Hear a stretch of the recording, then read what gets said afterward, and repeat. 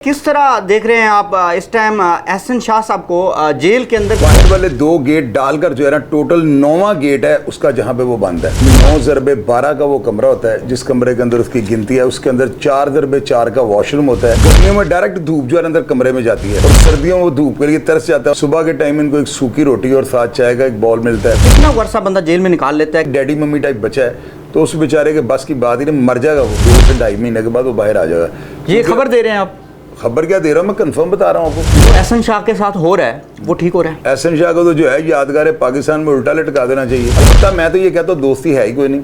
दोस्त उसके हैं जिसकी बहनें खूबसूरत हैं, दोस्त उसके हैं जिसके ATM कार्ड से लाख रुपए बेयक वक्त निकल जाता है, दोस्त उसके हैं जो बाप के गले पे बैठता है, दोस्त उसके हैं जिसकी फ्रेंड्स लड़कियां जिसके साथ बहुत ज़्यादा अटैच हैं, दोस्त उसके हैं जो हीरा मंडी जाता है और जाके गाने सुनता है। मेरी नज़र में दोस्त का लफ्ज़ जो है ना ये अभी सवालिया निशान बन चुका हुआ है। MYK न्यूज़ की वीडियोस देखने के लिए हमारा चैनल सब्सक्राइब कीजिए और बेल आइकॉन को क्लिक कीजिए ताकि आप हमारी आने वाली वीडियो से बाखबर रह सके।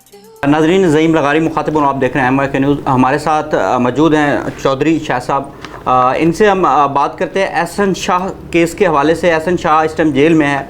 अमीर बलाट टीपू का जो कत्ल हुआ था उस हवाले से हम डिस्कस करते हैं कि एहसन शाह साहब जेल में इस टाइम किस पोजीशन पे हैं, कहाँ पर मौजूद हैं। अस्सलाम वालेकुम सर। वालेकुम अस्सलाम भैया, कैसे हैं आप? अल्लाह का शुक्र। चौधरी साहब बताइएगा कि किस तरह देख रहे हैं आप इस टाइम एहसन शाह साहब को जेल के अंदर किस तरह रखा गया? कोट लखपत जेल के अंदर वो मौजूद हैं, तो उसकी ज़रा डिटेल शेयर कर दीजिएगा। आप हमेशा इससे कनेक्ट रहते हैं, इसका आपको डिटेल पता होती है, तो काइंडली हमारे नाजरीन के साथ ये ज़रा शेयर कीजिएगा कि वो किस पोजीशन पे हैं।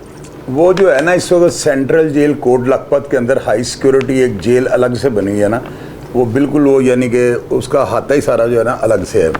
उसके अंदर उसकी गिनती है 3 ब्लॉक में वो बंद है और 9x12 का वो कमरा होता है जिस कमरे के अंदर उसकी गिनती है। उसके अंदर 4x4 का वॉशरूम होता है, पीछे 2.5x2.5 का जो है ना रोशनदान होता है और फ्रंट पे जो है ना वो 8x8 की ग्रिल लगी होती है, जिस तरह चिड़ियाघर में लगी होती है ना, वो जंगले से बने होते हैं।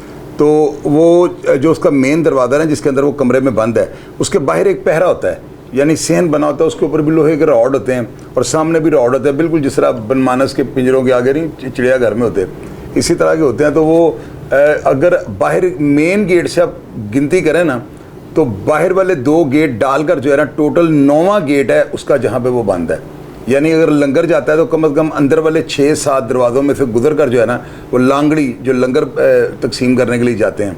तो यानी कि अगर आप यूँ समझ लें कि कोट लखपत जेल की जो ड्योढ़ी है ना जहाँ पे सुपरिटेंडेंट बैठता है, वहाँ से कोई 2.5 से 3 किलोमीटर का फासला है जो पैदल वहाँ पे जाना पड़ता है। और वो जेल इस टेक्निक से बनाई गई है कि गर्मियों में जो है ना बहुत ज़्यादा गर्म होती है। और उसकी क्या वजह है? उसकी वजह यह है कि कारीगर ने कुछ इस एंगल से वो बनाई है। आपको पता है ना धूप और छाँव सर्दियों में बड़ा फ़र्क पड़ता है, तो वो गर्मियों में डायरेक्ट धूप जो है अंदर कमरे में जाती है, डायरेक्ट जो प्रिजनर जो सीर बंद होता है, जो कैदी या हवालाती बंद होता है उसके ऊपर पड़ती है और सर्दियों में वो धूप के लिए तरस जाता है और सारी छाँव उसके ऊपर रहती है। तो एक ऐसे एंगल से बनी है। वहाँ पर जो है ना सुबह का नाश्ता इनको मिलता है। जो भी बंदे वहाँ पर बंद हैं, सिर्फ एहसन शाह की बात नहीं कर रहा हूँ, जो बंदा भी हाई सिक्योरिटी में बंद है ना, हाई सिक्योरिटी जेल में बंद होने वाले असीरान जो उनकी वजह ये होती है या तो वो अवामी नफरत का शासन होते हैं, यानी उसका शिकार होते हैं, उनके ऊपर कोई अटैक वगैरह हो सकता है, या वो मजहबी तौहीन मज़हब के कोई किसी केस में होते हैं, या वो वादा माफ़ हुआ होते हैं। ऐसे जो लोग होते हैं ना उनको जेल वालों ने ख़ास निगहदाश्त वार्ड होता है, यानी हिफाजती सेल होता है, वो ना वहाँ पर उन्होंने बंद किया होता है। सुबह के टाइम इनको एक सूखी रोटी और साथ चाय का एक बॉल मिलता है, एक कप मिलता है। दोपहर को इनको हफ्ते में 6 दिन जो है 7 दिन इनको चिकन मिल जाता है, दोपहर को गोश्त से जो है मिलता है, और 7 दिन को एक नफरी 2 रोटियाँ, यानी एक नफरी को 2 रोटियाँ कहते हैं, वो 2 रोटियाँ इनको मिल जाती हैं। शाम को गिनती बंद होने से पहले लॉकअप होते तो वो लॉकअप ही हैं।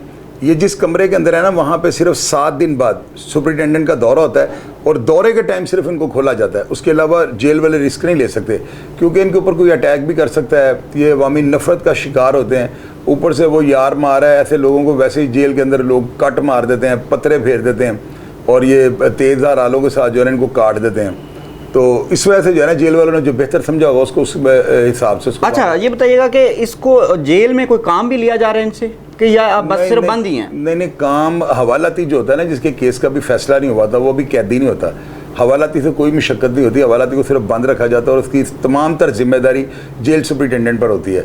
और जब वो बंदा कैद हो जाता है ना, उसके बाद वो उसके अगर कोर्ट उसको कैद बा मशक्क़त दे तो फिर उसको मशक्क़त करनी पड़ती है, एक मैस कैद होती है, लेकिन वो बाद का प्रोसीजर है। अच्छा, इस तरह रहने पे से कितना को अरसा बंदा जेल में निकाल लेता है, कितना को मुश्किल होता है, किस तरह कितना को टाइम निकल जाता है? वो जितना बड़ा लफंडा था ना, जिस तरह वो लड़कियों का शौकीन और वो टिकटॉक बनाने वाला, तो बड़े बाल जो है जेल शेल लगाने वाला और हेयर कंडीशनर वगैरह शैम्पू शैम्पू इस्तेमाल करने वाला, वो तो जलील हो जाएगा, मर जाएगा वो। यानी कि वहाँ पर जो है ना गर्मी का, अभी तो गर्मी स्टार्ट हुई है ना, लेकिन मुझे यकीन है कि वहाँ पर वो सारी जेल कंक्रीट की बनी है और जो ही उसके ऊपर धूप पड़ती है ना, तो वो यूँ समझ लें कि तंदूर के अंदर जो है ना बंदा बैठा होता है या तंदूर के ऊपर रोटियाँ लगा रहा होता है। तो वहाँ पर जो है ना स्किन नहीं आती है, यानी मांस उतर जाता है और फिर नया आता है। तो पानी भी वहाँ पे जो है सुबह 2 घंटे जाता है और शाम को भी 3 घंटे जाता है, फिर उसके बाद रात को 10 बजे सारी रात के लिए बंद हो जाता है। तो बड़ी वहाँ पे जो है ना वो कैद तन्हाई है, और कैद तन्हाई जो है ना इंसान की कमर तोड़ देती है। तो वो तो वैसे डैडी मम्मी टाइप बच्चा है, तो उस बेचारे के बस की बात ही नहीं, मर जाएगा वो। अच्छा, इतनी मुश्किलात आप बता रहे हैं, तो इस चीज़ का कोई जहनी चीज़ पर भी इंसान के दबाव आता है या जिस्मानी तौर पर इंसान कितना कमज़ोर हो जाता है, इस हवाले से ज़रा बताइएगा क्या हो? डेफिनेटली जो बंदे वहाँ पे कैद तन्हाई में रहते हैं ना, वो मेंटली अपसेट हो जाते हैं, जहनी मरीज़ के जहनी मर्द में वो मुब्तला हो जाते हैं। किसी भी किस्म का उनको जहनी मर्द जो है ना उनको लाहक हो सकता है और हो जाता है। अक्सर लोग हिल जाते हैं, पागलपन का शिकार हो जाते हैं, और वहाँ पे जो है ना बंदा बैठ बैठ के अकेला जो है ना वो बड़ा समझने का अजीबो गरीब किस्म की हरकतें करनी शुरू कर देता है, अब नॉर्मल हो जाता है। तो अगर वहाँ पे ज़्यादा टाइम लग जाए, को 2-4 साल बंदे को खुदा ना हादसा रहना पड़ जाए किसी बंदे को भी, तो समझ लें वो मौत के मुतरादिफ ही है। आप समझते हैं कि अगर ये 5-6 महीने जाता है तो इस पर काफ़ी इम्पैक्ट पड़ेगा, इसके मेंटली टॉर्चर या मेंटली तौर पे ये वीक हो जाएगा? उन्हें 5-6 महीने वाला उसका केस नहीं है, वो 2-3 महीने में जो है ना फारिग हो जाएगा। चूँकि वो सारा मीडिया ये कह रहा है कि जी 4 साल 3 साल, कई वकला हजरात हैं वो भी कह रहे हैं 2-3 साल तक वो आ जाएगा, लेकिन मैंने ये कहा है कि 2 से 2.5 महीने के बाद वो बाहर आ जाएगा। ये खबर दे रहे हैं आप? खबर क्या दे रहा हूँ मैं, कंफर्म बता रहा हूँ आपको। अच्छा, अपनी 2-3 महीने के बाद आ जाएगा बाहर? डेफिनेटली कोर्ट बेल दे देगी इसको। इसकी क्या वजह हो सकती है कि एक बंदा डायरेक्टली इन्वॉल्व है किसी के कत्ल नहीं में? ना भैया, मैं आपको बताता हूँ। देखें, एक बंदा वो सऊदी अरब में था, तो जब यहाँ पर मर्डर होता है ना, उसके ऊपर एलिगेशन ये है कि वो वहाँ से जो है ना रैकी करवा रहा था, थड़ा दे रहा था, फील्डिंग लगवाई थी उसे ना, और दूसरी पार्टी के साथ जो है ना वो अटैच था। अब ये तो उसका बयान आ गया ना, ये तो वो बयान दे रहा है कि मैं ऐसे मैंने किया सारा, तो इसको साबित तो वो पुलिस वालों ने करना है ना। अब उसमें जो यहाँ पे सऊदी अरब से कॉलें आई, उनके CDR निकलेंगी, अब वो व्हाट्सएप पे ज़ाहिर है कॉलें आई होंगी, तो व्हाट्सएप को तो डाटा ही नहीं निकल सकता। तो वो अगर ले भी लेते हैं तो पहले तो वो डाटे को साथ मैच करना होगा, फिर उसके बाद प्योर एविडेंस जो है ना उसके इसके दिए हुए बयान पे कि जी मैंने वहाँ से जो है ना सारा जो है ना मामला मैंने वहाँ से जो है ना सारा तीफी बाट के साथ सेटिंग करके उसको सारी इतला दी। तो उसके लिए एविडेंस को साबित तो जो है या उसकी बात को साबित तो पुलिस से करना है। अब इतने इस जो है हमारी पुलिस के पास वसाइल नहीं है कि वो इस हद तक जाके इतनी बारीक भी नहीं से जो है ना उसके जो बात उसने मानी है। अब ज़ाहिर है एक बंदा कह रहा है मैंने ऐसे किया, तो उसको साबित भी तो पुलिस वालों ने करना है ना। तो ये बड़ा मुश्किल, बड़ा पेचीदा है मेरी नज़र में ना। जो एहसन शाह के साथ हो रहा है वो ठीक हो रहा है? एहसन शाह के साथ कुछ भी नहीं हो रहा। एहसन शाह को तो जो है यादगार पाकिस्तान में उल्टा लटका देना चाहिए। एहसन शाह के साथ क्या हो रहा है? कुछ भी नहीं हो रहा। वैसे वहाँ पे बहुत सारे लोग हैं, उन्होंने यार मारी तो नहीं की, वो तो लोग हिफाजती वहाँ पे बंद हैं। इसके साथ कुछ भी नहीं हुआ।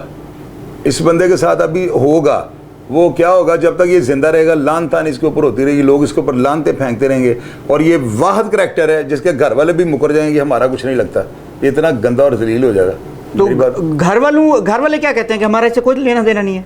नहीं, वो डेफिनेटली जितनी जलालत उसने खट ली है, जो उसने पूरी दुनिया पे ये वाकया रिपोर्ट हो रहा है, आपको पता है एहसन शाह ही हो रहा है। अभी तो लोग एक दूसरे को छेड़ रहे हैं, मैंने एहसन शाह ना समझी।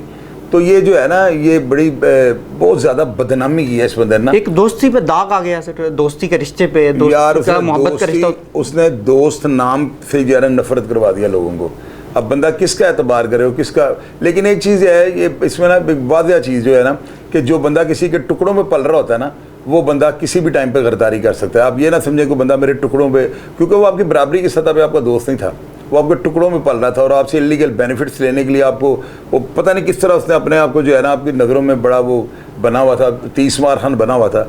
तो जब पैसा उसके सामने है या लगता है उसको बालाज ने जब कोई धुतकारना शुरू कर दिया है तो उसने क्या किया है, वो जाके उसका सौदा कर दिया उसने। पुलिस ने भी कोई कोशिश की है उसको बाहर से लाने के लिए, यहाँ से इंटरपोल के जरिए? पुलिस कोशिश कर रही है लेकिन प्रोसीजर बड़ा लंबा है। लोगों को तो बस बेकल लोग हैं, लोगों को पता ही नहीं। लोग कहते हैं कि पता नहीं इधर से पुलिस ने अपने टीम को भेजा है, टीम ने गिरफ्तार करके ले आना। इसके लिए पहले इश्तिहारी करवाना पड़ता है। जब बंदा कोर्ट इश्तिहारी कर देती है ना तो उसके बाद उसके घर पे एक इश्तिहार जो है ना चस्पा किया जाता है, उसके ऊपर लिखा जाता है कि बंदा जो है ना इश्तिहारी हो गया है। अगर तीफी भट्ट साहब नहीं आते यहाँ पे पाकिस्तान तो कितने अरसे बाद वो इश्तिहारी हो जाएंगे?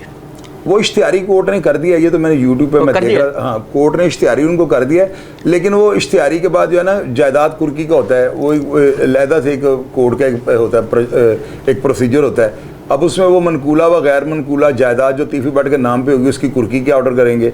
फिर उसके बाद भी अगर वो पाकिस्तान नहीं था, लेकिन वो आ जाएगा यार, मैं आपको दावे से ही बात करता हूँ, वो आ जाएगा। देखिएगा भी 15-20 दिन के अंदर, 10 या 12 दिन के अंदर बंदा इंटरम लेगा।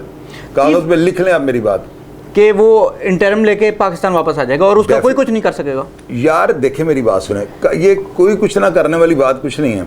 ये बात ना आप करें, इस पर आप कानून के मुताबिक बात करें। कानून के अंदर जो है ना ईमा का जो लफ्ज़ है ना, जो 109 है, इसके अंदर आज तक कोई बंदा जो है ना सज़ा नहीं हुआ, ना ही कोई आज तक बंदा, मेरा ख्याल है बहुत कम बंदे होंगे जो जेल जाते हैं। कोर्ट से पहले जो है ना पुलिस भी इनको फेवर दे देती है और अदालत तो फिर डेफिनेटली इनको फेवर दे देती है। ईमान साबित नहीं हो सकती। सर मेरी बात याद है, तीफी भट्ट को क्या फ़ायदा हुआ?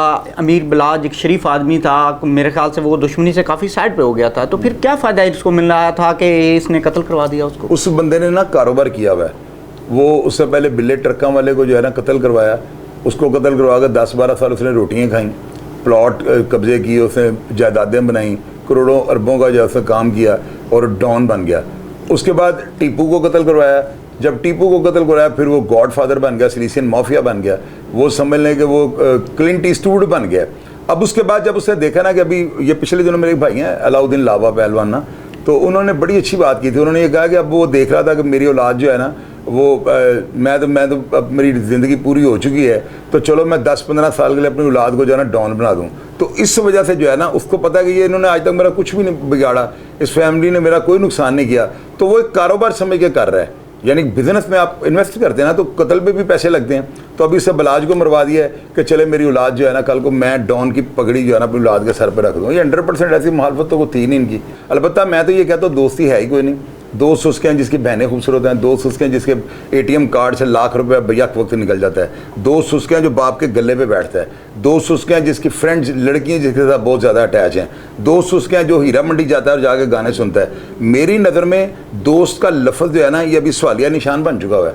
पहले आप बंदे को परखें, उसको जांचें, उसको देखें, उसका शिजरा नसब देखें, उसके बड़ों को देखें, अबाउजदाद को देखें, लोगों से उसका पूछें, उसके बाद ना दोस्ती के उसके खाने में उसको एंटर करें। नाजरीन आपने देखा शाहिद चौधरी साहब की गुफ्तगू, उन्होंने जैसे डिटेल दी है। एहसन शाह साहब इस टाइम किस हालत में है आपने सुनी? नहीं, आप इसको साहब ना कहा करें जी, एहसन शाह करें। पता है लोग आपको हाँ, साहब वो है ही नहीं ना, देखें ना, बिल्कुल सही कह रहे हैं। इसको काटिएगा ना आप जी, ताकि लोगों को एक मैसेज ओके हो गया सर, ये बिल्कुल ऐसे लगाएगा, ऐसे ही चलेगा सर। आपने देखा एहसन शाह ने सर किस तरह जेल के अंदर है और क्या उसकी दोस्ती के ऊपर किस तरह दाग धब्बा उसने लगाया है। शाहिद चौधरी साहब की आपने गुफ्तगू सुनी है। मुझे इजाज़त दीजिएगा, मिलते हैं किसी अगली वीडियो में। अल्लाह हाफिज़।